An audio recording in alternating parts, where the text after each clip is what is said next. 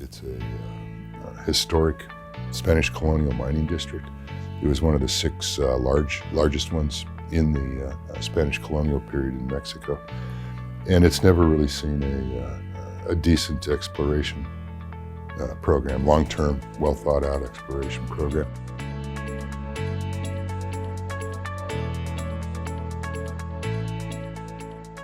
Welcome to those tuning in to the Assay TV, where I am delighted to be joined by Gregory Liller, Executive Chairman and COO of Sierra Madre. Welcome, Greg. Thank you very much for having us. Great to have you here. So just for those who aren't so aware of the company, can you give us a bit of an overview of Sierra and its flagship project? Sierra Madre, we went public about 3 years ago, 2020, or 2020. Prior to that, we've been private funding it ourselves for at least 3 years before that. We went public with the objective of becoming a mid-tier silver producer, basically as fast as we could. We're not totally just drill it, and hope somebody buys it. We'll drill and then put it into production and run it. We've done it before, so it's my third time out of retirement to do this.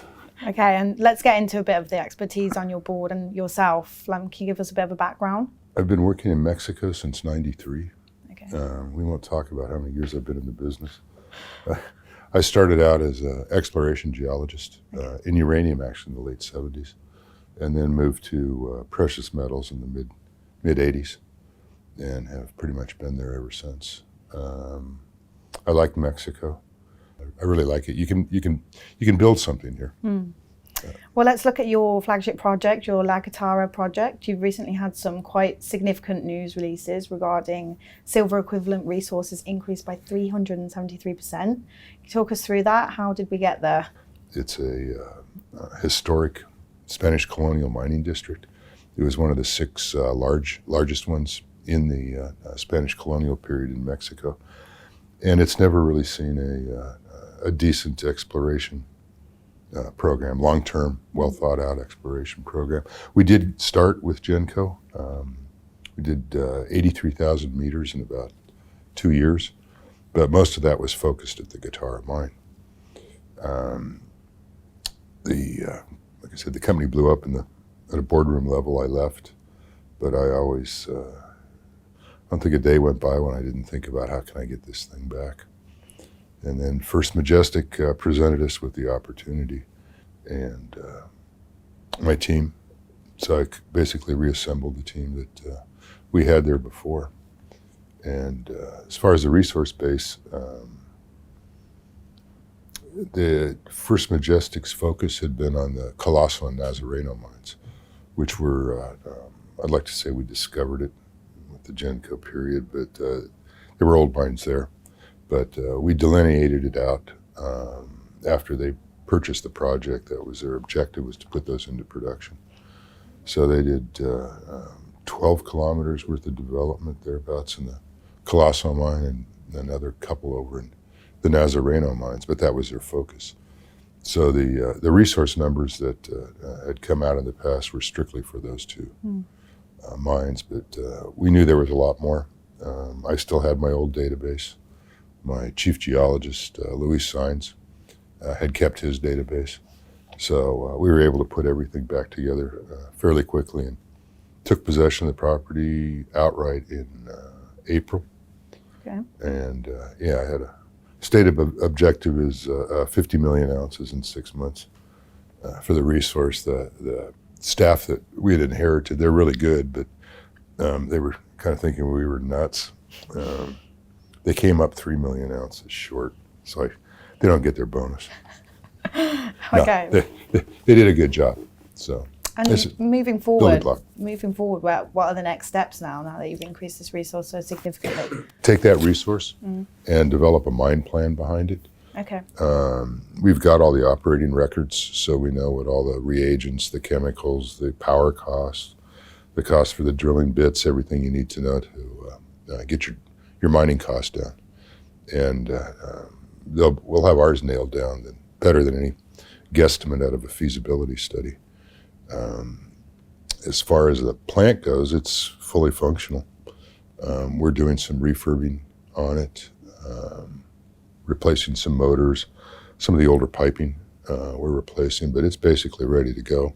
The underground mine's fully developed, so we don't have any significant development costs there.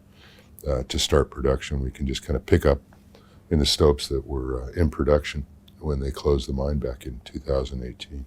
So it's really kind of a unique situation. We don't need a huge amount of capital to get this thing going. It's already built. The mine's developed, so you don't need to do a feasibility study and plan that out for 3 years in advance. So it's a different opportunity than most of the companies here are presenting. So should we move on to your Tepic property? You've released some drill Yep. results recently, diamond drill holes. What are the plans there? We got into Nayarit and Tepic with the idea that we'd build a hub and spoke type producing scenario where you have a central project or a central mill, and then you have 3 or 5 different projects feeding that. We've done a deal with Grupo Mexico on a second one there. We're renegotiating that, but essentially, Tepic we've now paid for. It's 100% ours. As soon as the dust settles on this mine plan, I want to get out a new resource estimate on it too. And we're still looking for opportunities there, but obviously Guitarra is our main focus. Okay. Get that into production as soon as we can. And I know you briefly mentioned before, but how do you find working in Mexico generally, operating there? You can build a mine there. Yeah. Like I said, we had a bad permitting experience in Arizona with an Australian-based company. And the group that I was working with then, we just decided if we wanted to continue in our operating the way we'd always done things, which is to find it, drill it, build it, and put it into production, that Mexico looked like a good shot.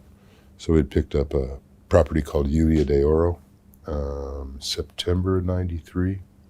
Started drilling in February of '94, and I got to hold the first Dory bar production in April of '96. So I don't know any place in the world where you can move things along that fast.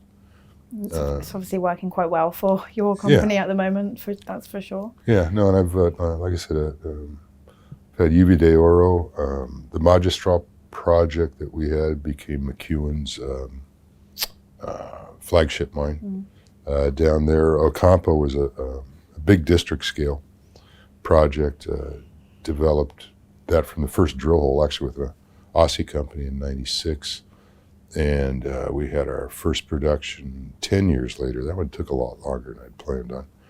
But that was a 12,000 ton a day open pit with a 1,200 ton a day underground operation. You've got a strong track record then.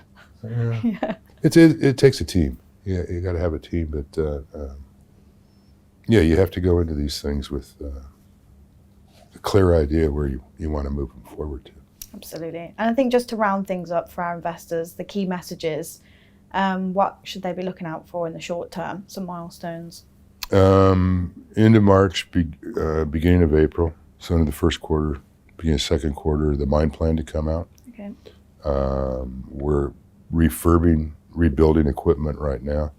So the objective is to hit commercial production, which we see as the capacity of the milling circuit right now, 500 tons a day by the end of the year. Okay, wonderful. Well, thank you, Greg. Thanks for spending some time with us, and can't wait to hear more. Our pleasure. Thank you.